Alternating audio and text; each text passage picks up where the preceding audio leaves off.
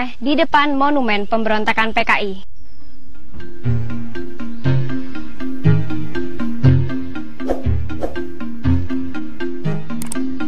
Persaudaraan Setia Hati Trate dibentuk tahun 1922 atas prakarsa Ki Hajar Harjo Utomo di Desa Pilangbango, Madiun.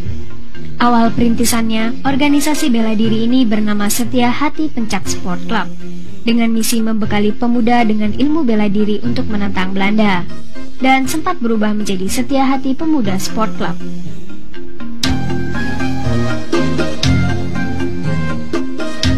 Baru setelah Jepang masuk, nama organisasi ini berganti lagi menjadi Setia Hati Trate. Perubahan nama pun masih terus berlangsung hingga tahun 1948, dengan menambahkan kata persaudaraan di depan Setia Hati Trate sebagai nama organisasi, dan ditetapkannya Ki Hajar Harjo Utomo menjadi ketua umum.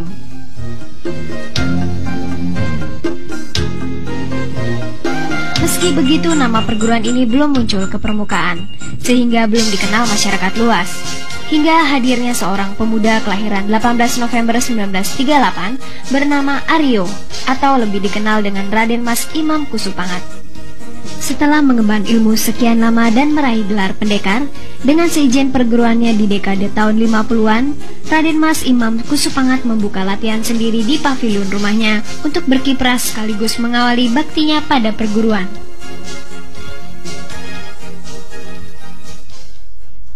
Siapa sebenarnya RM Imam Kusupangat? Dialah pendobrak di dalam organisasi Persaudaraan Setia Hati Trate ini. Beliau mengikuti latihan Setia Hati Trate sejak tahun 1955 dan disahkan menjadi warga Persaudaraan Setia Hati Trate ini tahun 58. Kemudian mengikuti pertandingan pertama kali di Kota Madya Madiun menjadi juara yang pertama.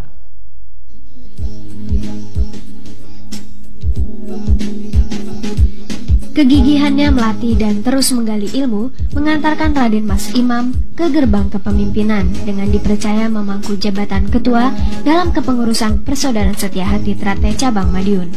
Baru tahun 1970 ia diangkat sebagai Ketua Umum Setia Hati Trate Pusat Madiun.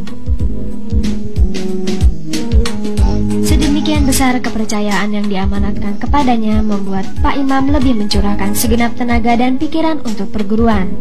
Beliau mulai menentukan kebijaksanaan baru, kemudian melakukan terobosan-terobosan hingga mengalami kemajuan cukup berarti. Hal ini membuat nama Setia Hati Trate mencuat ke permukaan dan kian menyerbak tidak hanya di sekitar Madiun, tapi merambat ke Solo, Semarang, Surabaya, Malang, dan Mojokerto. Setia Hati Trate pula menjadi salah satu perguruan yang mendukung berdirinya induk organisasi pencaksilat IPSI.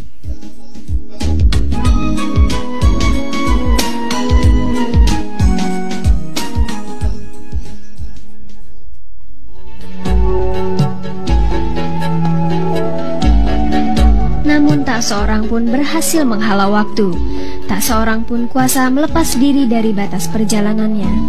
Manusia hanya punya hak sebatas berencana, kepastian dan penentu tetap berada di tangannya.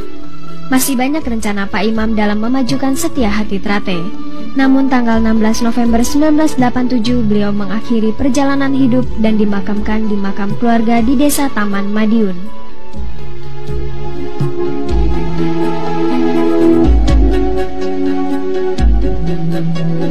Jasad Pak Imam boleh saja mati, namun karya dan dharmanya akan tetap hidup selamanya. Bahkan kini Persaudaraan Setia Hati Trate berkembang pesat baik dalam segi kuantitas maupun kualitas di 140 cabang di seluruh tanah air. Juga telah merambah ke mancanegara seperti Belanda, Amerika, Prancis, Australia, dan negara-negara Asia lainnya dengan jumlah anggota berkisar 300.000 orang.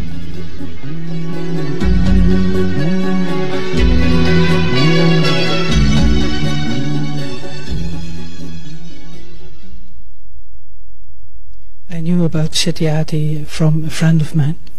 He was already training, so I went look and I knew this is what I want to do.